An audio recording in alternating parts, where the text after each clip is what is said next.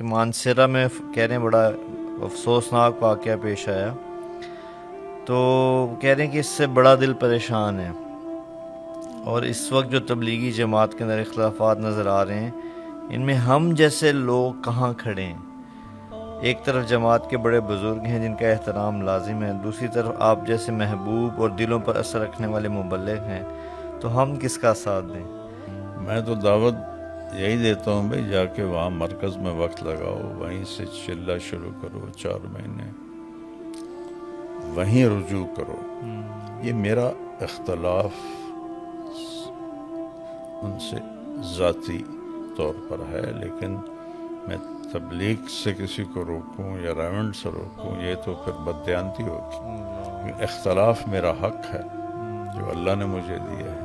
کہ وہ کہہ رہے ہیں کہ آپ نے اپنے اوپر ہونے والی تنقید زیادتی کا کبھی جواب نہیں دیا، ہمیشہ صبر اور خاموشی اختیار فرمائی، لیکن اس معاملے میں آپ نے خاموشی کیوں توڑی؟ وہ پوچھنا ہی چاہ رہے ہیں مولانا، کیا یہ آپ کی ذات کے لیے تھا یہ خاموشی توڑنا، یا دین کے لیے تھا؟ تو 1980 سے میرے اوپر الزام لگنے شروع ہوئے، تاحال جو میری ذات پر تھے اس پر تو میں نے ایسی خاموشی اختیار کی کہ اقبال کے شعر کا مصرع، ایسا سکوت جس پر خاموشی بھی قربان ہو، ایسا سکوت رکھا۔ جب کام پر کسی قسم کی کوئی شکل آتی تھی میں بولتا تھا، میرے اوپر کے الزام لگے میں خاموش رہا۔ ایک زندگی بھری پڑی اس میں خاموشی۔ تبلیغ کے کام میں کوئی غلط ہوا ہے تو میں اٹھ کے بولا، سب خاموش، کسی ایک کو بولنے کی ضرورت نہیں ہوتی تھی۔ اور میں نے 2 مسائل پر ایک رات 5 گھنٹے حاج صاحب سے بحث کی، 5 گھنٹے۔ مجھے پتا ہے یہ میرا محسن بیٹھا ہے، لہذا میرے لہجے میں ادب بھی تھا، عاجزی بھی تھی۔ وہ جیسے بھی ابھرتے تھے ان کو حق حاصل تھا۔ مانسیرا میں معاملہ میرا نہیں تھا، یہ میڈیا والوں نے بیان نہیں دیا تو یہ کر دیا، جی جی اور اگر بیان کی وجہ سے میں نے لڑنا ہوتا تو پچھلے 40 سال سے میں تو بھگت رہا تھا یہ چیزیں۔ جی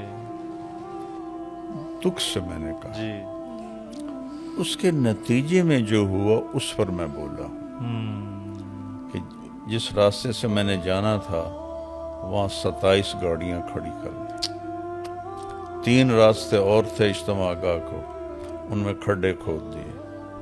ایک چشمہ گزرتا تھا تینوں راستوں سے، اس پر انہوں نے لکڑی کے پل بنائے تھے، وہ پل توڑ دیے۔ میڈیا استعمال کرنا شروع کر دیا، اس لیے نکال دیا۔ میڈیا تو میں 2012 سے استعمال کر رہا ہوں۔ عبداللہ صاحب کو میں نے خود جا کے بتایا کہ جی میں میڈیا میں آ گیا، تو انہوں نے بالکل انکار نہیں کیا۔ اور پھر اس کے بعد میرے جب وہ پہلے ایک ٹولہ نکلا پھر دوسرا نکلا، پھر میرے بیان ہوتے تھے تو حاج صاحب خود بیٹھ کے سنتے تھے، عصر کے بعد میرا بیان خود رکھواتے تھے۔ کبھی طے نہیں ہوتا تھا تو پھر جا کے مشورہ سناتے تھے، فرماتے طارق جمیل کا بیان رکھو یہاں۔ کہنے والوں نے یہ کہا کہ آپ کو بیان نہ دینے کی ایک بہت بڑی وجہ یہ ہے کہ آپ پاکستان میں ایک باقاعدہ سیاسی جماعت کے کارکن بن چکے ہیں۔ ان سارے حکمرانوں سے میں نے کبھی ایک پیسے کا نفع نہیں اٹھایا، حالانکہ میں کسی سے بھی کہتا تو انہوں نے یوں کرنا تھا، تو میں نے کسی کا احسان نہیں لیا۔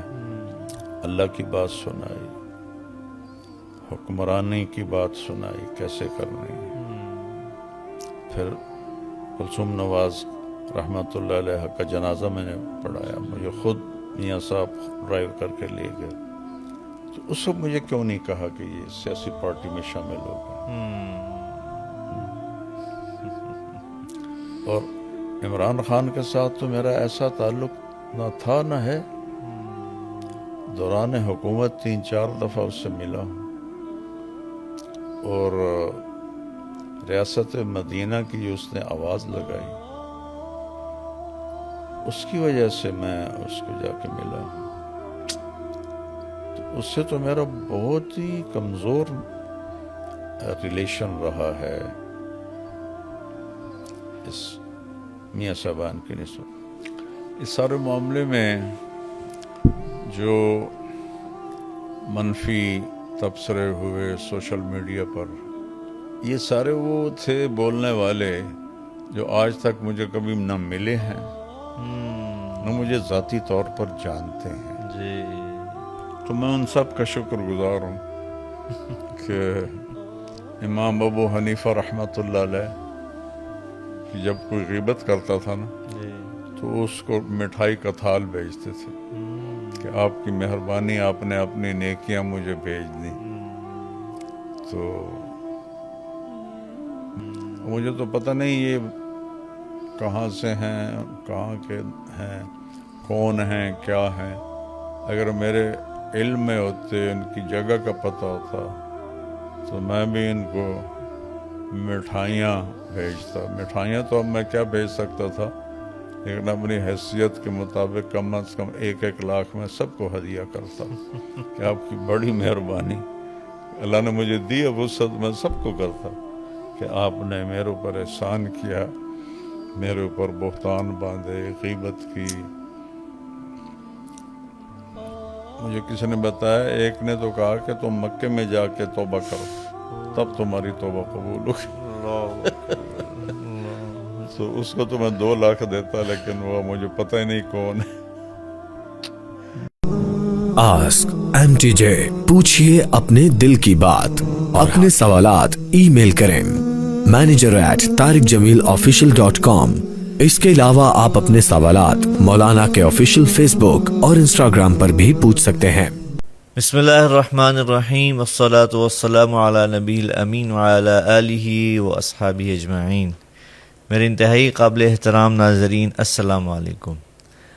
آج ایک دفعہ پھر آسک MTJ کی ایپیسوڈ نمبر 8ویں قسط کے ساتھ آپ کی خدمت میں ہم حاضر ہیں، اور جس میں ہم ہمیشہ کوشش کرتے ہیں کہ مولانا صاحب سے وہ سوالات کیے جائیں جو آپ ہم سے ہمارے پلیٹ فارم کے تھرو مولانا سے پوچھنا چاہتے ہیں.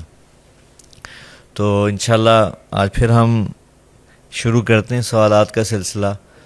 اور ہمیشہ کی طرح میں آپ کو عرض کرنا چاہوں گا کہ ہزاروں سوالات میں سے یقیناً ٹائم اور مولانا کی مصروفیت کو مد نظر رکھتے ہوئے ہم ہمیشہ ان سوالات کا انتخاب کرتے ہیں کہ جس سے سننے والوں کو فائدہ ہو. تو ہم سوالات کا آغاز کرتے ہیں انشاءاللہ، اور مولانا سے جواب لیتے ہیں ان کے بارے میں. جی بابا، یہ پہلا سوال ہے. یہ ایک تو سلام پیش کر رہے ہیں، اور دوسرا کہہ رہے ہیں کہ جی جو سیریز آپ نے شروع کی ہے اس کے بارے میں تعریف کر رہے ہیں کہ بہت اچھا اقدام ہے. اور آخر میں ان کا سوال یہ ہے کہ مولانا صاحب، اللہ کی طرف سے ہدایت ملتی ہے ہم، لیکن ہم اس پہ ہمیشہ قائم نہیں رہ پاتے. زندگی بالکل ٹھیک ہو جاتی ہے اور کچھ دن بعد پھر وہی لاپرواہی، وہی لغویات دوبارہ سے شروع ہو جاتی ہیں. تو اس بارے میں رہنمائی فرمائیں. بسم اللہ الرحمن الرحیم، والصلاة والسلام علی رسولہ الکریم وعلی آلہ واصحابہ اجمعین. ہدایت اور ایمان، ان کو تھوڑا الگ کرنا پڑے گا. ایمان تو دل میں آتا ہے تو وہ کمزور سے کمزور مسلمان بھی وہ اس پہ باقی رہتا ہے. بہت کم لوگ ہوتے ہیں بدنصیب جو ایمان کا راستہ چھوڑ دیں، جیسے آج کل ایک ہوا چلی ہوئی ہے ہمارے یونیورسٹیز میں تو ایتھیسٹ ہوں، میں تو ایتھیسٹ، ایک فیشن بن گیا، نہ ان کو پتہ ہے کہ وہ کیا کہہ رہے ہیں، نہ ان کے پاس علم ہے کہ کس بنیادوں پہ کہہ رہے ہیں، لیکن ایک ہوا چلی ہے تو اس پر کچھ ہماری نسل گمراہ ہوئی ہے. لیکن اللہ کا شکر ہے ساری امت مسلمہ کمزور سے کمزور بھی ایمان پہ باقی ہوتا ہے. ہدایت وہ نور ہے جس سے آدمی عمل پہ قائم ہوتا ہے. اب ہدایت کبھی کم ہوتی ہے، کبھی زیادہ ہوتی ہے، کبھی درمیان میں ہوتی ہے. تو اس لیے اللہ تعالیٰ نے کسی دعا کا مانگنا فرض قرار نہیں دیا. صرف ایک دعا ہے جس کو اللہ نے کہا مانگو، یہ تم پر فرض ہے، اہدنا الصراط المستقیم. یا اللہ ہمیں سیدھا راستہ دکھا، ہمیں ہدایت دے. جی. تو پھر اس کا تکرار فرض کیا. 17 رکعتیں تو فرض ہیں، ہر رکعت میں مانگو اہدنا الصراط المستقیم. اس کے بعد سنت نوافل ان کی تو کوئی انتہا کوئی نہیں، جتنے مرضی کوئی نفل پڑھ لے. اور سنت مؤکدہ بھی مخصوص ہیں. ہر نفل، ہر سنت غیر مؤکدہ، ہر سنت مؤکدہ میں اللہ تعالیٰ نے کہا مانگو اہدنا الصراط المستقیم. اور دیکھیں آپ کسی دعا کو بھی اللہ تعالیٰ نے اس طرح فرض قرار نہیں دیا کہ یہ اوپر نیچے ہوتی رہتی ہے. تو اس لیے ہر وقت جو ہدایت کا راستہ لے کر آئے، ہمارے نبی صلی اللہ علیہ وسلم ان کو بھی کہا آپ بھی مانگیں، آپ بھی مانگ رہے ہیں. جی.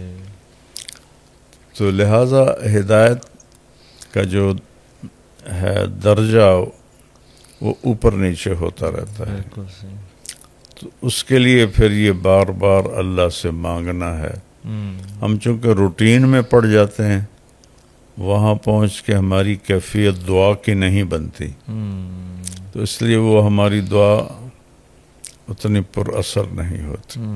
اگر وہاں ایاک نستعین پر تھوڑی دیر رک جائیں، پھر خیال کریں کہ میں محتاج ہدایت ہوں، پھر یہ مانگیں، تو انشاءاللہ استقامت اللہ نصیب فرمائیں گے. باقی کبھی سستی کبھی چستی یہ انسانی فطرت کا حصہ ہے، یہ اس سے لڑ کے ہی چلنا پڑتا ہے. بے شک. جزاک اللہ جی.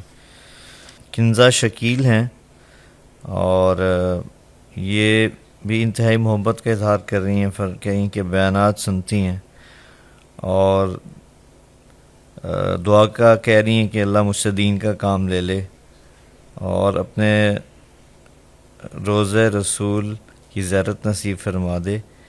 یہ کہتی ہیں کہ میں اللہ کی محبت میں تڑپ میں جان دینا چاہتی ہوں. اس بارے میں آپ سے رہنمائی چاہتی ہوں. ایک شخص نے آ کر اللہ کے نبی سے پوچھا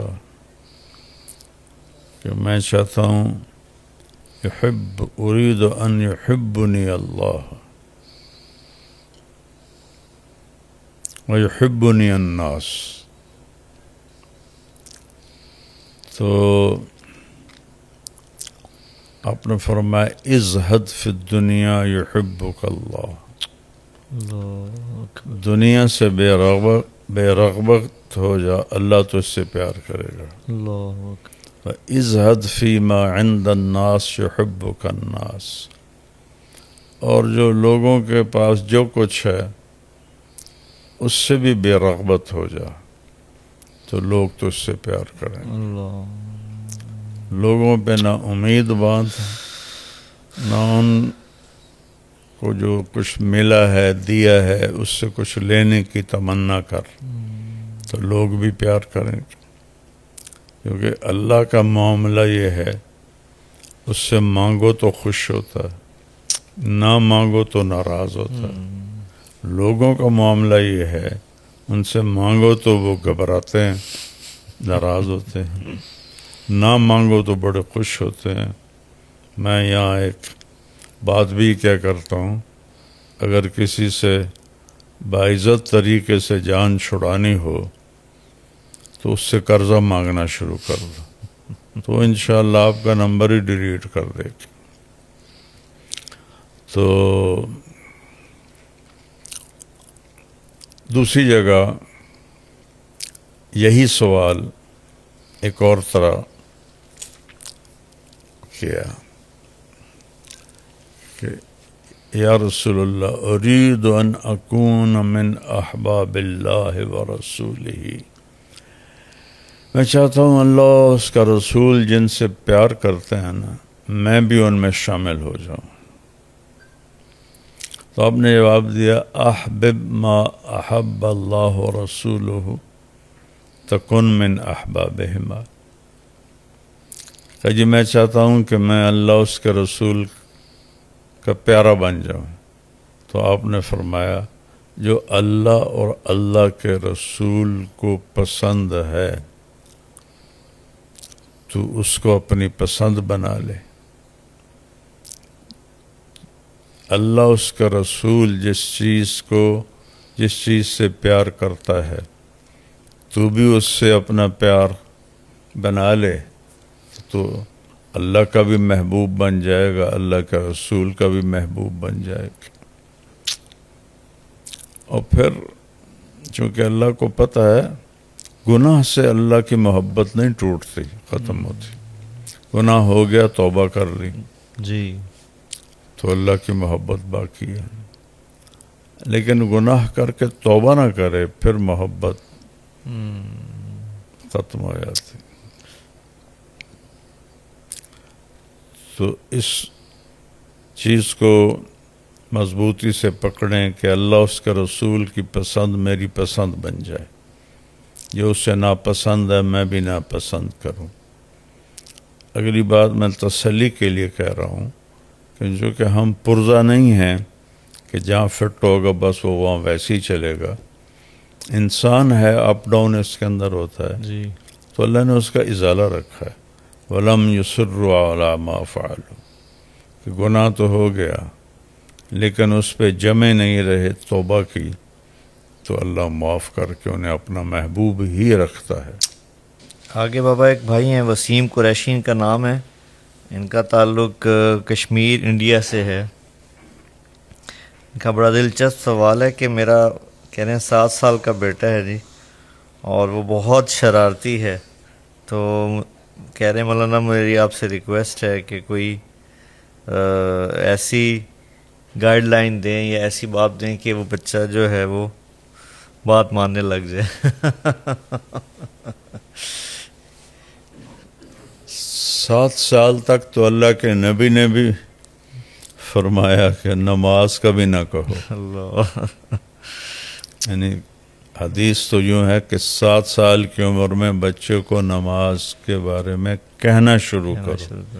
تو اس کا دوسرا مفہوم یہ نکلتا ہے کہ 7 سال تک تو اسے نماز کا بھی نہیں کہنا. تو باقی چیزوں میں اگر وہ شرارت کرتا ہے تو وہ فطری چیز ہے. بے شک. اگر بچہ شرارتی ہوگا تو ذہین ہوگا، واہ، شرارتی نہیں ہوگا تو وہ تھوڑے دماغ والا ہوگا. شرارت اس کی ذہانت کی علامت ہے. آپ اس کو سمجھائیں نہیں اور نہ ہی اس کو اپنی مرضی میں ڈھالنے کی کوشش کریں. آپ اس کی مرضی میں ڈل جائیں اور اس سے پیار کریں، اس کی غلطی پر اسے ٹوکنا شروع کر دیں، اس کی تعریف کریں، تو چند دنوں میں وہ آپ کا ہو جائے گا۔ ماشاء اللہ۔ آج کل ماں باپ کی یہ غلطی ہے کہ 3 سال تک تو ایسے سینے سے لگا کر رکھتے ہیں، چوتھے سال میں جب وہ شرارتوں پہ آتا ہے تو ڈانٹ ڈپٹ شروع ہو جاتی ہے، اور یہ نہ کرو، یہ کیوں کیا، اس پہ ہی وہ لڑ رہی ہوتی ہیں کہ تو نے یہی پہننا ہے جو میں کہہ رہی ہوں۔ وہ معصوم بچہ کہتا نہیں میں نے یہ نہیں پہننا، کتنی جگہ میں نے دیکھا ہے مائیں پٹائی کر کے وہی پہنا رہی ہوتی ہیں، اتنی بے وقوف ہیں۔ تو اس طرح بچے کو جیسے دودھ پیتے بچے کو لیا جاتا ہے نا، ایسے ہی اس کے بڑا ہونے تک یہی سلوک اس کے ساتھ رکھنا ہوتا ہے۔ وہ چونکہ تھوڑا سا نکلتا ہے تو اس کو ڈانٹ ڈپٹ تھپڑ بے عزت کرنا شروع ہو جاتے ہیں، تو پھر اس کے اندر جو ماں باپ کی محبت ہوتی ہے وہ جذبے سرد ہو جاتے ہیں۔ اس کے اوپر کہ 3 سال کے بچے کو اسکول بھیجتی ہیں، وہ رہی صحیح کسر بھی نکل جاتی۔ 3 سال کی عمر تو اس کو ماں کی گود چاہیے، اس کا اسکول ماں کی گود ہے، باپ کی چھاؤں ہے، وہ نہ ماں دیتی ہے نہ باپ دیتے ہیں۔ اسکول بھیجنا ہے، دیکھتے ہیں روتے روتے جا رہے ہوتے ہیں، روتے روتے آ رہے ہوتے ہیں، تو یہ سارے ترقی یافتہ ملکوں میں 7 سال سے پہلے بچے کو پڑھاتے نہیں ہیں، لے لیتے ہیں لیکن کھیل کود اس میں ان کو لگاتے ہیں۔ یہاں 3 سال کے بچے کا اتنا بڑا بستہ بن جاتا ہے۔ میں وہاں فیصل آباد میں جو لاؤنج میں داخل ہوں تو اتنا بڑا بیگ پڑا ہوا تھا، میں نے کہا یہ کپڑوں کا بیگ یہاں سیڑھیوں پہ پڑا ہے، یہ کیا بات ہوئی؟ تو میں نے پوچھا نوکرانی سے کہ یہ بیگ یہاں کیوں پڑا ہوا کپڑوں کا؟ کہا جی یہ کپڑوں کا بیگ نہیں، علی میاں کا بستہ ہے۔ علی اس وقت غالباً 4تھی میں پڑھتا تھا۔ تو ایک اسکول والوں کی طرف سے بہت لالچ میں آ کر نسل کو تباہ کر رہا ہے، لیکن میں ان کو الزام نہیں دیتا، والدین کو الزام دیتا ہوں کہ جو 3 سال کے بچے کو اسکول بھیجتے ہیں، فیوچر بن جائے، فیوچر۔ اسکول کالج میں تو انسان ہی نہیں بنتے تو فیوچر کیا بنے گا؟ انسان تو بنتا ہے اللہ کے قرآن کو سیکھنے سے اور نبی کی زندگی کو سیکھنے سے۔ وہ وہاں ہے ہی نہیں۔ 12 جماعتیں تو میں نے بھی پڑھی ہیں، تو اچھے اسکول میں، اچھے government college top of the list تھا جب میں گورنمنٹ کالج لاہور میں داخل ہوا، لیکن کبھی نہیں سنا کہ اچھا انسان کیسا ہوتا ہے، نبی کیسے تھے، تو پھر انہیں کیسے پتہ چلے گا؟ وہ حیوان بن جاتے ہیں۔ اس لیے اب ہمارے کالج یونیورسٹیز بچے بچیاں نشوں میں ڈوبے ہوئے، تو محبت دیں، پیار دیں، ٹائم دیں، وہ آپ کی ماننے لگ جائے گا۔ نہ آپ ٹائم دیتے ہیں، نہ محبت دیتے ہیں، نہ اظہار محبت کرتے ہیں، تو پھر وہ کیسے کرے گا؟ تالی تو دونوں ہاتھوں سے بجتی ہے۔ اچھا بابا، آگے طاہر صادق ہیں، یہ پوچھنا چاہتے ہیں ان کا کہ مانسیرہ میں کہہ رہے ہیں بڑا افسوسناک واقعہ پیش آیا، تو کہہ رہے ہیں کہ اس سے بڑا دل پریشان ہے، اور اس وقت جو تبلیغی جماعت کے اندر اختلافات نظر آ رہے ہیں ان میں ہم جیسے لوگ کہاں کھڑے ہیں؟ ایک طرف جماعت کے بڑے بزرگ ہیں جن کا احترام لازم ہے، دوسری طرف آپ جیسے محبوب اور دلوں پر اثر رکھنے والے مبلغ ہیں، تو ہم کس کا ساتھ دیں؟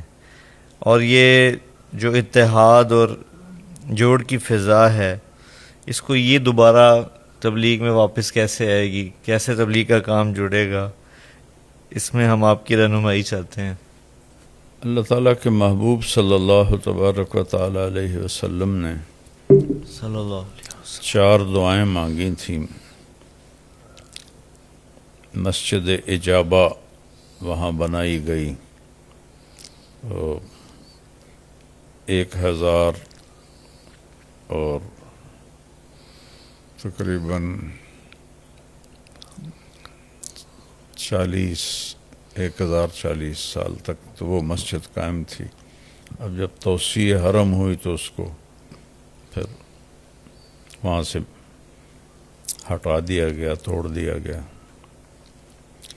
کہ یا اللہ ان پر کوئی آسمانی عذاب نہ آئے جو انہیں ہلاک کر دے، تو اللہ تعالیٰ نے فرمایا قبول ہے۔ ان پر کوئی زمینی ایسا عذاب نہ آئے جو انہیں ہلاک کر دے، اللہ نے کہا قبول ہے۔ ان پر کوئی ایسا دشمن مسلط نہ ہو جو انہیں ہلاک کر دے، آپ نے کہا قبول ہے۔ چوتھی دعا مانگی ان میں اختلاف نہ ہو، تو اللہ نے فرمایا اختلاف تو رہے گا، یہ امتحان ہے میرے محبوب، مجھے امتحان بھی تو لینا ہے، یہ امتحان ہے، رہے گا۔ ایک دفعہ ایک اونٹ آیا اور آپ کے پاؤں میں گر کے وہ جرجرا عربی میں اور بلبلاہٹ اردو میں، بلبلانے لگا اور آنکھوں میں آنسو۔ صحابہ بھی بیٹھے ہوئے تھے، تو وہ آپ نے فرمایا کہ تمہیں پتہ ہی ہے کیا کہہ رہا ہے؟ صحابہ نے کہا جی ہمیں تو نہیں پتہ۔ کہ یہ کہہ رہا ہے کہ جب میں جوان تھا میرا مالک مجھ سے کام لیتا رہا، اب میں بوڑھا ہو گیا ہوں تو مجھے ذبح کرنا چاہتا، یہ فریاد لے کر آیا۔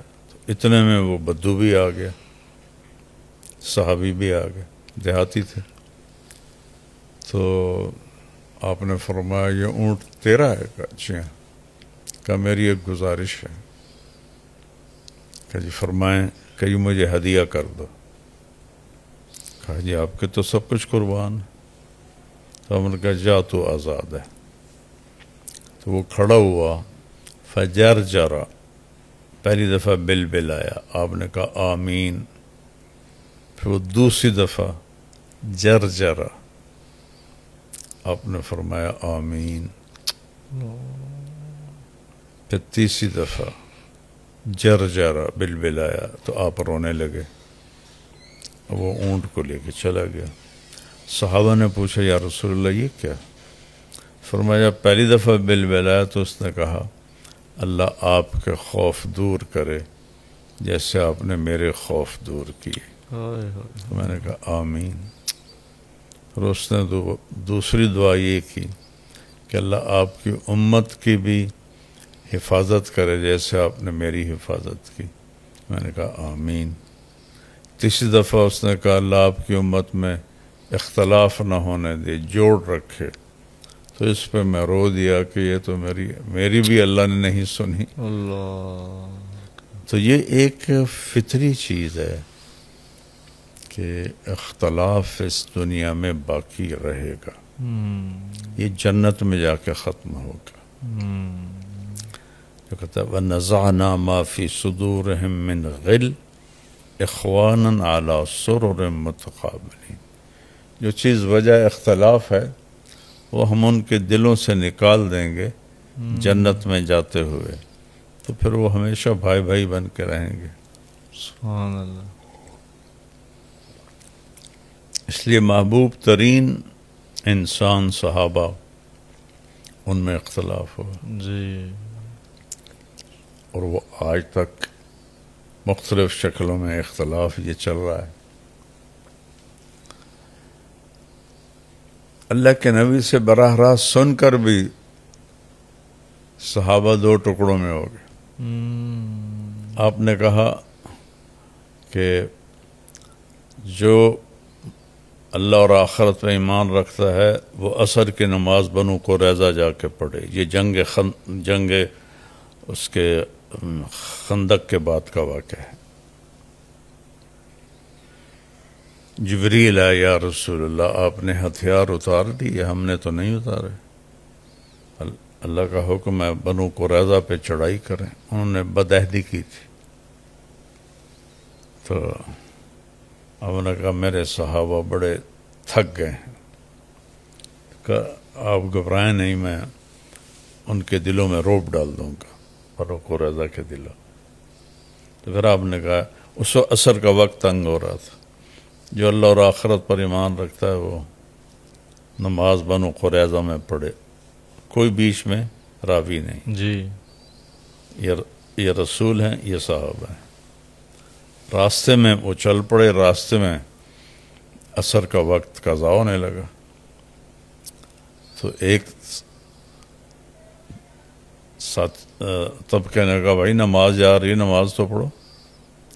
دوسرے نے کہا کہ اللہ کے نبی نے کہا تھا بنو قریظہ میں پڑھنی ہے. وہ پہلوں نے کہا اس کا مطلب تھا جلدی پہنچو، یہ تھوڑے تھا کہ نماز قضا کر دو. کہا نا بھائی جو ہم نے سنا ہم تو وہی کریں گے. انہوں نے کہا بھی ہم نماز تو نہیں چھوڑیں گے. وہ وہیں رہ، انہوں نے عصر کی نماز پڑھی. دوسرا چلتا رہا، ان کی قضا ہو گئی. انہوں نے پھر وہاں جا کے پہلے عصر کی قضا پڑھی، پھر مغرب پڑھی. اگلے دن اللہ کے نبی آئے تو دونوں نے اپنا کیس پیش کیا تو آپ خاموش رہے. نبی کی خاموشی جو ہوتی ہے یہ پازیٹیو ہونے کی علامت ہوتی ہے، مثبت ہونے کی، کہ تم نے بھی ٹھیک کیا ہے، تم نے بھی ٹھیک کیا ہے. حالانکہ دونوں میں سے ایک کو ٹھیک ہونا چاہیے. جی جی جی بالکل. تو اس سے پتہ چلتا ہے کہ حق کا اللہ اختلاف میں بھی دونوں طرف ہو سکتا ہے. یہ تو میرے نبی کی زندگی میں. باقی تو چلو حضرت علی رضی اللہ تعالیٰ عنہ کے زمانے سے پہلی حضرت عثمان کی شہادت، پھر حضرت علی کے جمل، صفین، نہروان، تو اس کو تو چلنا ہے. اور پہلے میڈیا نہیں تھا تو اختلاف سامنے نہیں آتا تھا. جی میں تو 1971 میں رائمنڈ گیا ہوں، میں تو اختلاف ہی دیکھے ہیں. اللہ. لیکن اس وقت تو میڈیا کی نہ ہونے کی وجہ سے وہ بالکل ان پر پردہ پڑا رہتا تھا. تو اس سے پہلے ایک بہت بڑا اختلاف ہوا ہے کہ جماعت 2 ٹکڑوں میں تقسیم ہو گئی. میں تو ایک فرد ہوں، میرا تو کوئی ایک فرد کا وجود ہے، میری تو اس کے لحاظ سے کوئی حیثیت نہیں. لیکن دونوں طرف مخلصین جی اور 2 ٹکڑوں میں تقسیم ہو گئے. اور وہ اختلاف اب بڑھتا ہی جا رہا ہے، بڑھتا ہی جا رہا ہے. ایک دوسرے کی کاٹ میں لگے ہوئے ہیں. اور میں تو ایک تبلیغ کا ادنا سا رکن ہوں. تو میں تو میرا ساتھ تو تب دو جب میں اس کی دعوت دے رہا ہوں. میں تو دعوت یہی دیتا ہوں بھائی جا کے وہاں مرکز میں وقت لگاؤ، وہیں سے چلہ شروع کرو، 4 مہینے وہیں رجوع کرو. یہ میرا اختلاف ان سے ذاتی طور پر ہے. لیکن میں تبلیغ سے کسی کو روکوں یا رائمنڈ سے روکوں یہ تو پھر بددیانتی ہوگی. اختلاف میرا حق ہے جو اللہ نے مجھے دیا ہے. تو لہذا اس سے پریشان نہیں ہونا چاہیے، یہ فطری چیز ہے. یا امام مہدی کے زمانے میں اختلاف ختم ہوگا، لیکن وہ بھی صرف 40 سال کے لیے، پھر ٹھیا شروع ہو جائے گا. تو لہذا یہ ذاتی نوعیت کا اختلاف ہے. آپ مرکز والوں کے ساتھ ہی جڑیں. صحیح. جزاک اللہ. اس سے اگلا سوال ہے بابا، یہ فیصل جاوید ہیں اور ان کا چونکہ یہ سوال آپ کی ذات سے متعلق ہے اور اس واقعے سے اس لیے آپ کے سامنے ہم پیش کر رہے ہیں کہ وہ کہہ رہے ہیں کہ آپ نے اپنے اوپر ہونے والی تنقید زیادتی کا کبھی جواب نہیں دیا، ہمیشہ صبر اور خاموشی اختیار فرمائی، لیکن اس معاملے میں آپ نے خاموشی کیوں توڑی؟ وہ پوچھنا ہی چاہ رہے ہیں مولانا، کیا یہ آپ کی ذات کے لیے تھا یہ خاموشی توڑنا یا دین کے لیے تھا؟ دیکھو بیٹا، میری ذات پر جب زد پڑتی رہی وہ 1980 سے ہی شروع ہو گئی تھی۔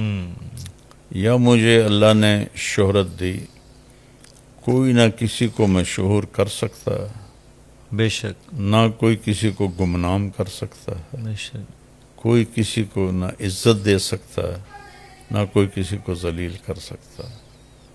اللہ تعالیٰ نے میرے ساتھ جو کیا میں نے تو خود کبھی نہیں سوچا تھا۔ یہ اس کی مہربانی کرم ہے، اس کا احسان ہے۔ تو شہرت کے ساتھ حسد یہ ایک لازمی چیز ہے۔ بے شک۔ جب 1980 میں نے سال شروع کیا تو میرے بیانوں کی نوعیت مختلف تھی کہ بر صغیر میں علماء قرآن کو نہیں پڑھتے، بیانوں میں کوئی ایک آدھ آیت دو آیتیں، حدیث تو بالکل ہی نہیں پڑھتے، اس کا مفہوم بیان کر دیتے جی ہیں، جی، جو ظاہری طور پہ ایک شکل بنی، باقی تو اللہ ہی کرنے والا ہے۔ میں ہر بات کو قرآن سے جوڑتا تھا، جی، اور یہ محض میرے اللہ کا کرم، میں نے اس کے لیے کوئی کوشش نہیں کی، محض اللہ کی طرف سے ہو۔ حدیث کو میں نے مشکات سے اپنے ذوق سے یاد کرنا شروع کیا ماشاءاللہ، کہ اپنا ذوق بھی تھا، اور لیکن رہبری اور رہنمائی جو مجھے ملی وہ مولانا اسلم صاحب رحمۃ اللہ علیہ ہمارے اکابر میں سے تھے، جی، نشتر کالج کے خطیب تھے۔ تو 1983 میں ان کا انتقال ہوا۔ تو میرا چلہ تھا 1979 میں، تو میں نے چلے کی بجائے پوری چھٹیاں لگائیں، عید سے ایک دن پہلے گھر آیا کہ اگلے سال میں مشکات پڑھنے لگا۔ ہماری ملتان تشکیل ہوئی، تو راونڈ کے طالب علم کی حیثیت سے مجھے جانتے تھے بڑی اچھی طرح، چونکہ میں خدمت میں ہوتا تھا۔ تو مجھ سے کہنے لگے، ہم جا کے ملے تو کہنے لگے کیا کر رہے ہو؟ میں نے کہا جی اگلے سال مشکات ہے۔ فرمایا کتاب الرقاق سے ایک حدیث روزانہ یاد کر لیا کرنا۔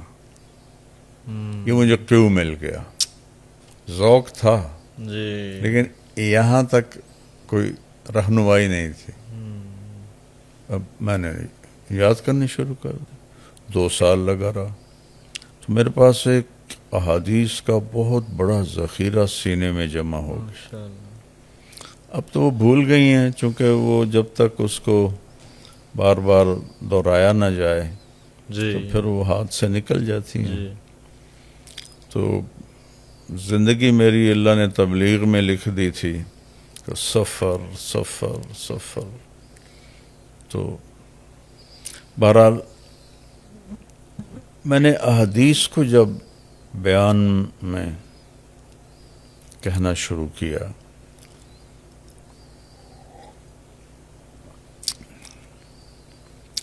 تو اس کا علماء پر، عوام پر اللہ نے بہت بڑا اثر ڈالا۔ بے شک، چھوٹا سا واقعہ یاد ہے، سہیوال پڑھتے تھے دورے میں، تو میں جمعرات کے ایک دن کی جماعت کبیر والے لے کر آیا،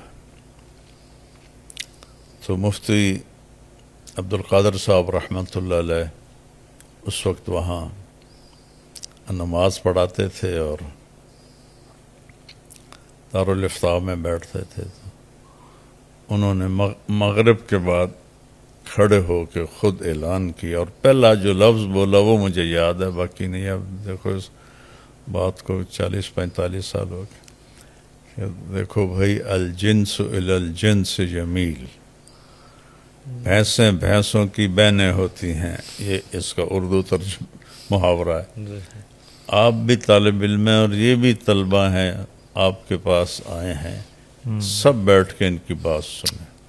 میرا تو کوئی تعارف نہیں تھا. جی تو مولانا منظور الحق صاحب رحمۃ اللہ علیہ تھے، مولانا عبد الخالق صاحب رحمہ اللہ جنہوں نے مدرسہ بنایا، ان کے بھتیجے تھے.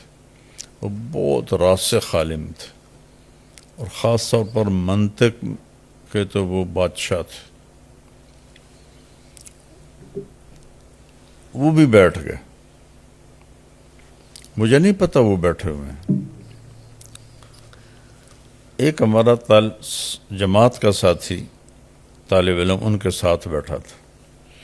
جب بیان ختم ہوا تو کہنے لگے اٹھیو بھائی، میرے اتنے بھی اثر ہو گیا کہ دائی نہ لکھا دے. ان کی ہماری زبان تھی ان کی، اٹھیو بھائی میرے اتنے بھی اثر ہو گیا کہ دائی میں نہ لکھا دوں. تو یہ ایک وہابی چیز تھی. تو 1980 سے میرے اوپر الزام لگنے شروع ہوئے. تاحال جو میری ذات پر تھے اس پر تو میں نے ایسی خاموشی اختیار کی.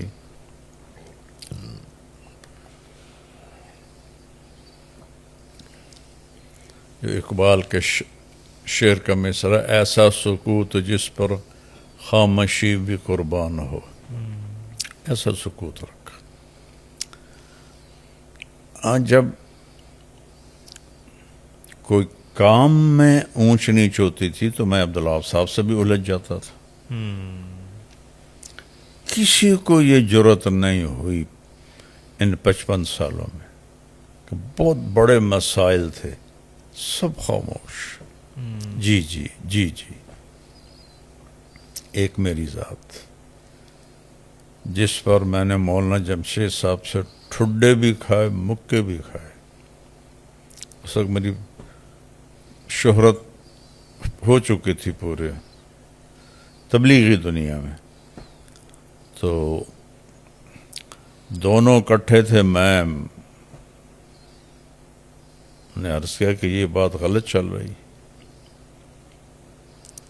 جب کام پر کسی قسم کی کوئی شکل آتی تھی میں بولتا تھا. میرے اوپر کوئی الزام لگے میں خاموش رہا. ایک زندگی بھری پڑی اس میں خاموشی. تبلیغ کے کام میں کوئی غلط ہوا ہے تو میں اٹھ کے بولا. سب خاموش.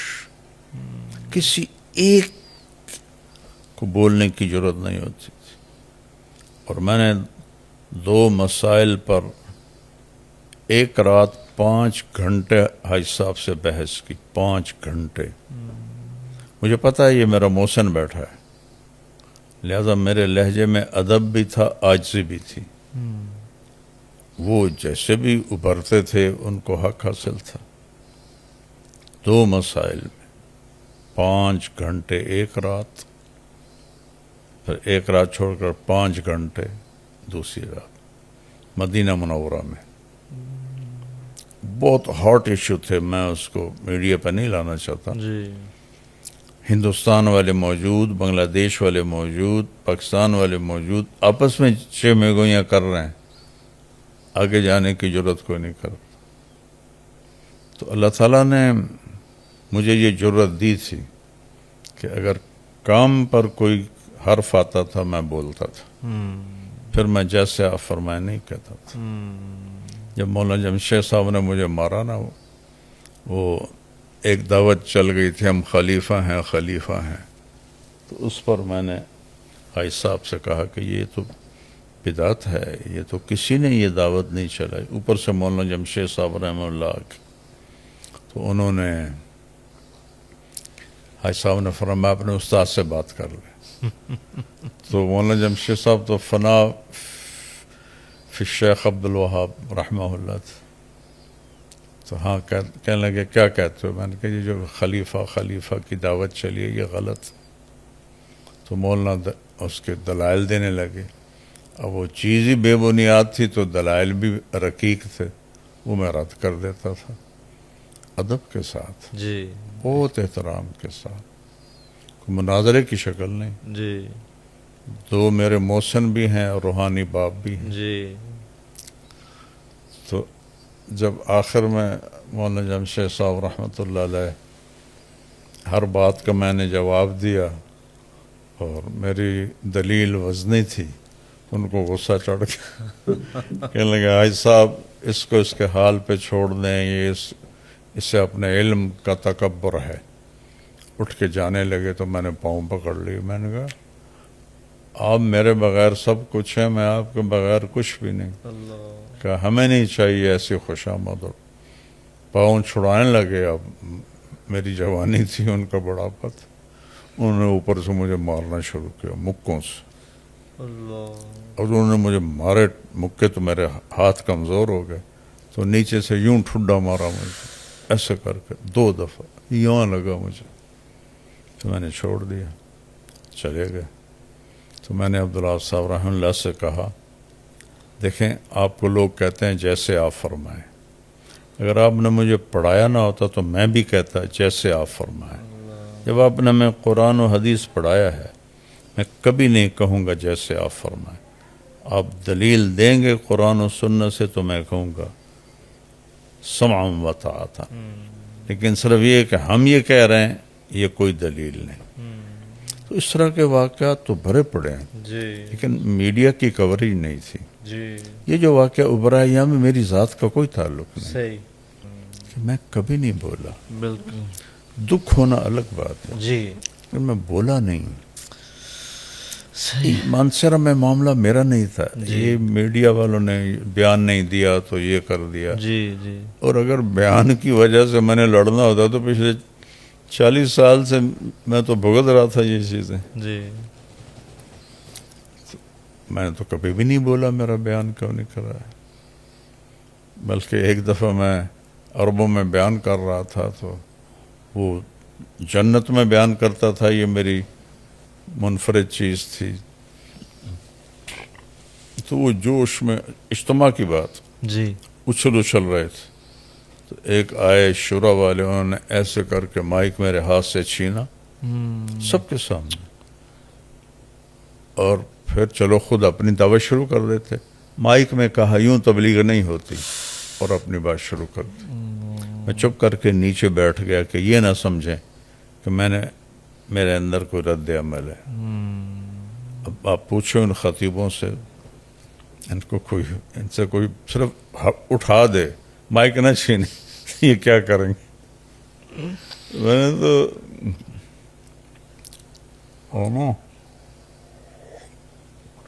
جو تار سے نکلی ہے وہ دھن سب نے سنی ہے، جو ساز پہ گزری ہے وہ کس دل کو پتا ہے. تو یہاں بھی معاملہ آیا کہ میں نے کبھی بیان کا مطالبہ رکھا ہی نہیں. جی کبھی بھی نہیں رکھا میرا بیان کراؤ.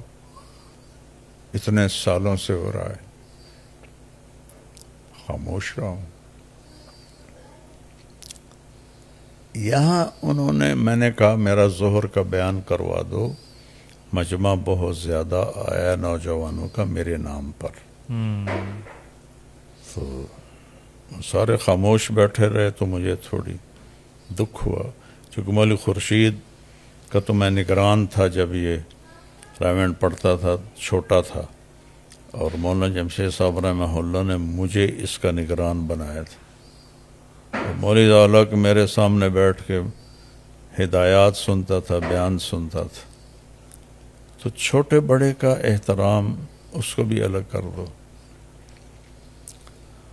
تو میں نے چڑھ کے کہا ٹھیک ہے پھر میں کل کروں گا بیان. ایسا نہیں کہ میں نے کوئی اس کو کرنا تھا، دکھ سے میں نے کہا. جی اس کے نتیجے میں جو ہوا اس پر میں بولا کہ جس راستے سے میں نے جانا تھا وہاں 27 گاڑیاں کھڑی کر دیں. 3 راستے اور تھے اجتماع گاہ کو، ان میں کھڈے کھود دیے. ایک چشمہ گزرتا تھا تینوں راستوں سے، اس پر انہوں نے لکڑی کے پل بنائے تھے. وہ پل توڑ دیے. اور اللہ. یہ بھی سننے میں ملا، چونکہ یہ تو ہمارے ساتھیوں نے خود آنکھوں سے دیکھا. جی. اور وہ جو ہوتی ہے نا نوکدار بجری، وہ بھی لا کے رکھ دی کہ اگر آنے کا پتہ چلا تو بچھا دیں گے، ٹائر پنچر ہو جائیں گے. واللہ عالم، اس کی مجھے تصدیق نہیں. جی. لیکن یہ 3 چیزوں کی مجھے تصدیق ہے. 27 گاڑیاں ایسے لگائیں کہ انسان بھی نہ گزر سکے. دونوں راستوں میں کھڈے، پل توڑ دیے. ممبر کو چاروں طرف سے کور کر دیا، پیرے کھڑے کر دیے. اور مانسرا مرکز کے طلبہ کو ممبر کے سامنے بٹھایا کہ اگر ہو سکتا میں ادھر سے آؤں تو وہیں سے مجھے پکڑ کے پیچھے کر. میں کوئی اتنا بے وقوف کہ میں یہ کروں گا. میری پچھلی زندگی نہیں دیکھتے وہ کہ میں نے کیا کیا. مجھے تو ممبر سے اٹھا دیا جاتا تھا بیان کرتے ہوئے کو.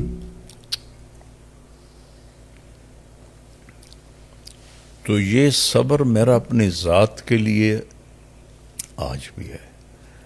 اور بولنا جب تبلیغ پہ حرف ہے، یہ میرا شروع سے ہے.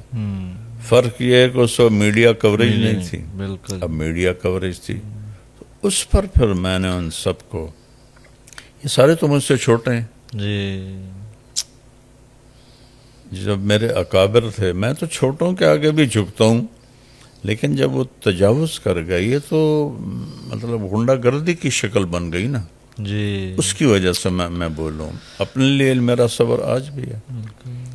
لیکن جس کام کے لیے میرے 55 سال، میری جوانی، میرا لڑکپن، اور جو اس راستے میں نے دیکھا، برداشت کیا، تو اس پر حرف آئے گا تو مجھے دکھ ہوا. جی. اپنے دکھ تو میں چپ کر کے آہ نہ کر لبوں کو سی، عشق ہے دل لگی نہیں، سینے پہ تیر کھائے جا، آگے قدم بڑھائے جا، یعنی زبان حال سے کہہ دے کہ ہاں ستائے جا. یہ میری ترتیب رہی ہے. جی. لیکن جب بھی تبلیغ پہ حرف آیا تو میں بولا ہوں، بھرے مجمع میں بھی بولا ہوں، اکیلے جا کے بھی بولا ہوں.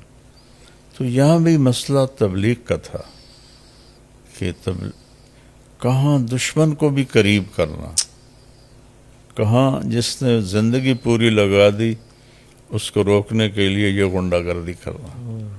تو چونکہ یہ مولی خورشید، مولی ذالک موجود تھے، شورا والے موجود تھے، ان کی موجودگی میں یہ ہوا. تو پھر میں نے ان کو پہلی دفعہ یہ میسج کیے.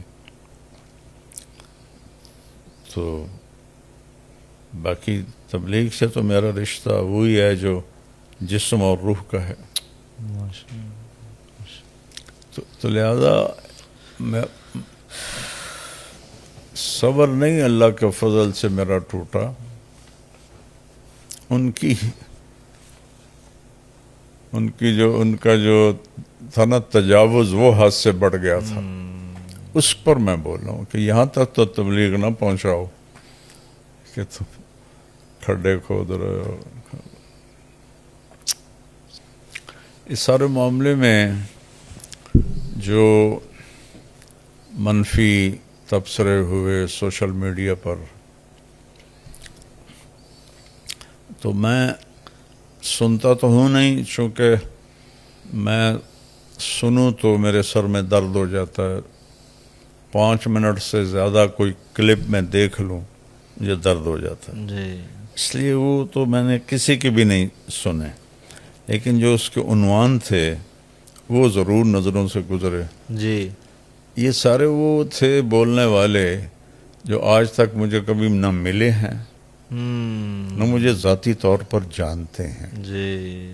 نہ میری شخصیت کو جانتے ہیں. جی. جی. تو انہوں نے اتنا جھوٹ بولا، اتنا جھوٹ بولا. وہ ایک کہاوت ہے، اتنا جھوٹ بولو کہ سچ نظر آنے لگے. اللہ. اور پھر اپنے اس میں غصے کا اظہار اور تو میں ان سب کا شکر گزار ہوں کہ امام ابو حنیفہ رحمۃ اللہ علیہ کہ جب کوئی غیبت کرتا تھا نا جی تو اس کو مٹھائی کا تھال بھیجتے تھے کہ آپ کی مہربانی، آپ نے اپنی نیکیاں مجھے بھیج دیں، تو بندہ آئندہ بھی یہ خدمت کرتا رہے گا۔ یہ تو میں نے اپنی طرف سے کہا ہے، ان کا اتنا ہی ہوتا تھا کہ آپ کی بہت مہربانی، آپ نے میری غیبت کر کے مجھے اپنی نیکیاں بھیجی تو میں آپ کو یہ مٹھائی بھیج رہا ہوں۔ مجھے تو پتہ نہیں یہ کہاں سے ہیں، کہاں کے ہیں، کون ہیں، کیا ہیں۔ اگر میرے علم میں ہوتے، ان کی جگہ کا پتہ ہوتا تو میں بھی ان کو مٹھائیاں بھیجتا۔ مٹھائیاں تو اب میں کیا بھیج سکتا تھا، لیکن اپنی حیثیت کے مطابق کم از کم 1-1 لاکھ میں سب کو ہدیہ کرتا کہ آپ کی بڑی مہربانی، اللہ نے مجھے دی، اب وسعت میں سب کو کرتا کہ آپ نے میرے اوپر احسان کیا، میرے اوپر بہتان باندھے، غیبت کی۔ مجھے کسی نے بتایا، ایک نے تو کہا کہ تم مکے میں جا کے توبہ کرو تب تمہاری توبہ قبول ہوگی۔ تو اس کو تو میں 2 لاکھ دیتا، لیکن وہ مجھے پتہ ہی نہیں کون ہے۔ تو میں ان سب کا شکر گزار ہوں کہ جنہوں نے جانے بغیر، دیکھے بغیر، ایک حدیث میں آتا ہے ایک صحابی نے اللہ کے نبی کے سامنے کسی صحابی کے بارے میں کچھ کہا تو آپ نے فرمایا تم نے اس کے ساتھ معاملہ کیا ہے؟ کہا جی نہیں۔ سفر کیا ہے؟ کہا جی نہیں۔ کہ پھر تم غلط کہہ رہے۔ تو انہوں نے تو مجھے دیکھا تھا کہ میرے بارے میں کیا کیا فتوے، کیا کیا، تو میں سب کا شکر گزار۔ مجھے ان پر غصہ کوئی نہیں، کیونکہ میں تو پچھلی پوری زندگی میرا یہ حال ہے، جو میرے منہ پر میری بےعزتی کر دے مجھے اس پہ غصہ نہیں آتا، میں اللہ کا شکر ہے پی جاتا ہوں۔ تو ان سب کا میں شکر گزار ہوں، انہوں نے مجھے اپنی نیکیاں بھیجی، اور اگر بھیجتے رہیں گے تو بڑا اچھا ہوگا، مجھے نفع ملتا رہے گا، ان کا نقصان ہوتا رہے گا۔ ہاں البتہ قیامت کے دن میں پوچھوں گا کہ لاؤ دلیل جو تم نے کہا ہے، ان کو اللہ کے سامنے میں کھڑا کروں گا۔ اچھا بابا، ایک سوال تھا کہ جیسے بھی آپ نے ذکر کیا کہ سوشل میڈیا پر بہت زیادہ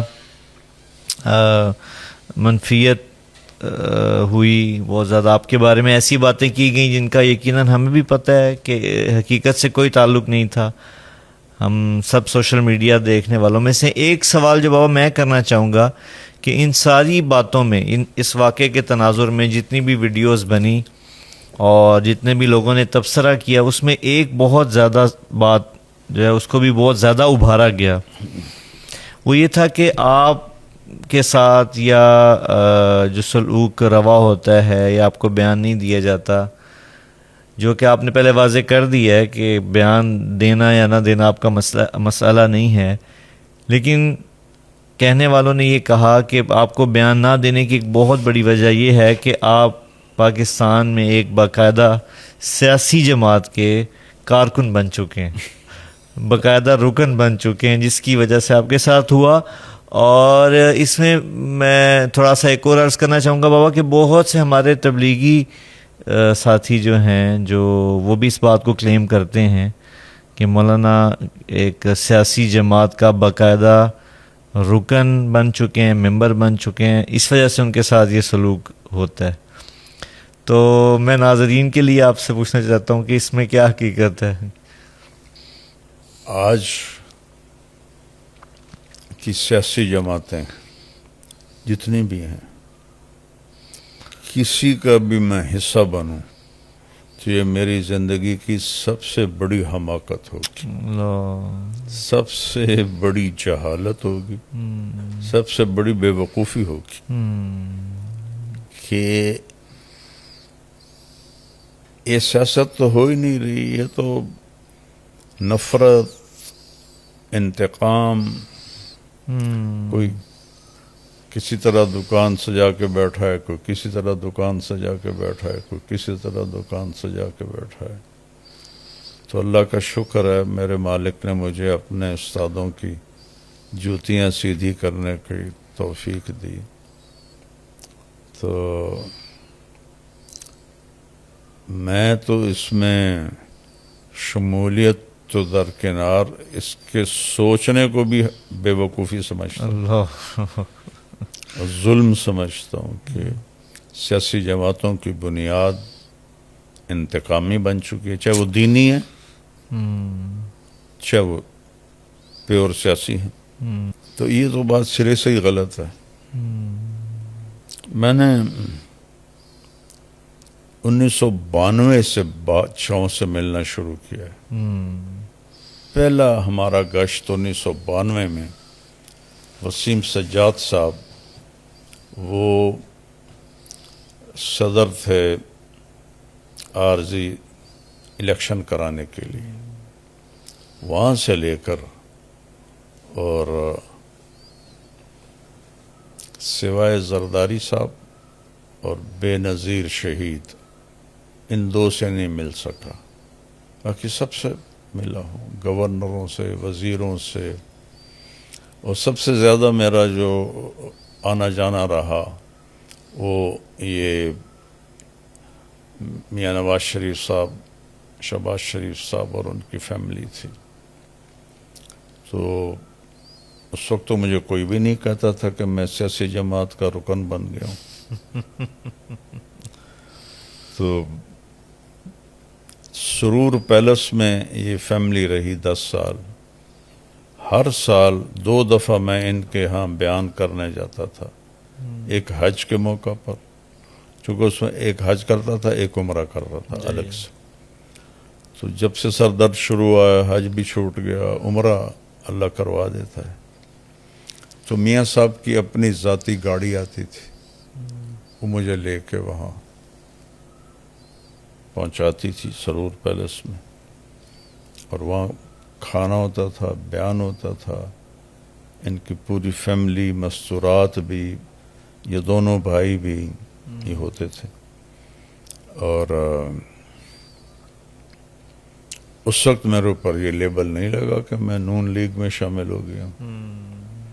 اور میرا اللہ گواہ ہے ان دونوں بھائیوں نے مجھے بہت عزت دی، لیکن میں سوائے کھانے اور چائے کے میں ان کا زیر احسان نہیں. الحمدللہ. ان سارے حکمرانوں سے میں نے کبھی ایک پیسے کا نفع نہیں اٹھایا، حالانکہ میں کسی سے بھی کہتا تو انہوں نے یوں کرنا تھا. تو میں نے کسی کا احسان نہیں لیا. اللہ کی بات سنائی، حکمرانی کی بات سنائی کیسے کرنی ہے. پھر کلثوم نواز رحمۃ اللہ علیہ کا جنازہ میں نے پڑھایا، مجھے خود میاں صاحب ڈرائیو کر کے لے گئے. تو اس وقت مجھے کیوں نہیں کہا کہ یہ سیاسی پارٹی میں شامل ہو گئے. اور عمران خان کے ساتھ تو میرا ایسا تعلق نہ تھا نہ ہے. دوران حکومت 3-4 دفعہ اس سے ملا ہوں، اور ریاست مدینہ کی جو اس نے آواز لگائی اس کی وجہ سے میں اس کو جا کے ملا ہوں. تو اس سے تو میرا بہت ہی کمزور ریلیشن رہا ہے اس میاں صاحبان کی نسبت. ہاں، اپنے چودھری پرویز الہی صاحب، انہوں نے مجھے سب سے زیادہ عزت دی. جو میں نے کہا، جو کچھ کبھی، وہ انہوں نے مانا بھی صحیح. اور مجھے اس کا رکن بنا رہے ہیں کہ میں اس کا وہ بن گیا ہوں. یہ تو ان لوگوں کی اپنی بیوقوف، میری لائف نہیں دیکھتے. میں نے کسی جلسے میں شرکت کی ہو، کوئی اس کے لیے ووٹ مانگا ہو. میرے تو والد ایم پی اے کے لیے کھڑے ہوئے تھے تو میں نے ان کے لیے نہ ووٹ مانگا تھا نہ ووٹ ڈالا تھا. اب باپ سے بڑھ کر تو کوئی نہیں نا. بے شک. تو میں نے اپنے باپ کی سیاست میں حصہ نہیں لیا، تو عمران خان کی سیاست میں کیسے حصہ لوں گا. ہاں، میری ہم جو حکمران بنے گا میں اس سے ملوں. پرویز مشاورت سے سب بھاگتے تھے علماء، میں جا کے اس کو ملا تھا. اور اس نے بہت عزت دی تھی مجھے. تو جس کو گالیاں پڑتی تھیں میں تو اس کو بھی میں تو بڑا طوائفوں کو جا کے ملتا ہوں. تو زرداری صاحب نے مجھے ٹائم دیا تھا 2012 میں، ہم مری میں تھے جی. اس وقت میرا ختم قرآن چل رہا تھا. تو وہ میں نے معذرت کر دی کہ میرا قرآن رہ جائے گا، چونکہ انہیں رات 10 بجے کا ٹائم دیا تھا. تو اس وجہ سے ملاقات نہیں ہو سکی. تو یہ بالکل سراسر الزام ہے، صحیح. پروپیگنڈا ہے. یہ بھی تھے وہ اس کے پوسٹیں سیاست میں ہونے کی وجہ سے نکال دی. جی. مجھے پہلی بات ہے تبلیغ سے کوئی کسی کو نکالتا نہیں. ریمنڈ میں داخلہ بند کر دیا. کوئی کسی تبلیغ کہ یہ پہلا اصول ہے کہ کوئی کتنا ہی بے اصول ہو جائے، تبلیغ میں داخلے کا تصور تو ہے، خارجے کا کوئی تصور نہیں. میرے سامنے کچھ مقیمین تھے 70-71 جب میں پڑھتا تھا، حاج صاحب کی کھلم کھلا مخالفت کرتے تھے، نام لے کے کرتے تھے. تو حاج صاحب سے پاورفل تو یہ نہیں ہے نا جو اب بیٹھے ہیں. جی. انہوں نے کبھی ان کو مرکز سے نہیں نکالا. تو ایک یہ کہ یہ سیاست معنی کی وجہ سے نکال دیا. جی. اور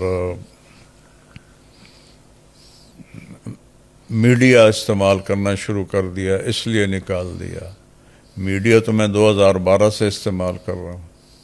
عبداللہ صاحب کو میں نے خود جا کے بتایا کہ جی میں میڈیا میں آ گیا، تو انہوں نے بالکل انکار نہیں کیا.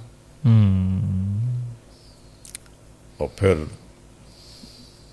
اس کے بعد میرے جب وہ پہلے ایک ٹولہ نکلا پھر دوسرا نکلا، پھر میرے بیان ہوتے تھے. تو حاج صاحب خود بیٹھ کے سنتے تھے. عصر کے بعد میرا بیان خود رکھواتے تھے. کبھی طے نہیں ہوتا تھا تو پھر جا کے مشورہ سناتے تھے نا، فرماتے طارق جمیل کا بیان رکھو یہاں. 2018 تک وہ زندہ تھے، میرے بیان تھے. تو اگر میڈیا اس کی وجہ ہے تو میڈیا تو 2012 سے چل. بالکل. سیاست اس کی وجہ ہے تو میاں نواز شریف صاحبان سے جتنا میرا رہا ہے سفر اتنا تو کسی کے ساتھ بھی نہیں. میرا سفر تبلیغی سفر تھا. بے شک. کسی سے میں کوئی مفاد اٹھاتا تو پھر تو بات جی. تو یہ بہت ہی بیچارہ رائمنڈ سے نکال دیا. وہ کم از کم رائمنڈ والوں کو تو اتنا نیچے نہ گرا ہو کہ وہ جو ان کے تصور میں بھی نہیں کہ ہم نے کسی کو نکالنا ہے، ان پہ یہ تو الزام ان پہ جا رہا ہے. بالکل. میرے اوپر تو نہیں ہے جی. کہ رائمنڈ سے نکال دیا. یہ بالکل بہت ہی واہیات فضول باتیں ہیں جو میڈیا میں چلیں. اور یہ میڈیا میں آیا اس لیے نکال دیا، سیاست میں آیا اس لیے نکال دیا، ریونڈ سے نکال دیا، سب بکواس ہے. میں عبداللہ صاحب کو بتا کے آیا تھا کہ اس طرح میرے ساتھ ہو رہا ہے، اور میں میڈیا کو دین کی ضرورت سمجھتا ہوں. یہ میرا اختلاف ہے، وہ حرام سمجھتے ہیں، میں کہتا ہوں یہ وقت کی ضرورت ہے. بے شک. میڈیا کو استعمال کرنا. بے شک. کس طرح اللہ نے ہر گھر میں بات پہنچائی، بے شک میری میڈیا کے ذریعے جی. سے پہنچائی. بالکل. تو چیز غلط نہیں ہوتی، چیز کا استعمال غلط ہوتا ہے. جی. بے شک. جی معزز ناظرین، اسی کے ساتھ ہماری آسک ایم ٹی جے کی ایپیسوڈ نمبر 8 قسط نمبر 8 کا اختتام ہوا جاتا ہے. انشاءاللہ اللہ کی ذات سے امید ہے کہ بہت جلد ہم آپ سے نیکسٹ ایپیسوڈ میں ملیں گے. اس وقت تک کے لیے آپ سے اجازت چاہتے ہیں. اللہ نگہبان. آسک ایم ٹی جے، پوچھئے اپنے دل کی بات. اپنے سوالات ای میل کریں manager@tariqjamilofficial.com. اس کے علاوہ آپ اپنے سوالات مولانا کے آفیشیل فیس بک اور انسٹاگرام پر بھی پوچھ سکتے ہیں.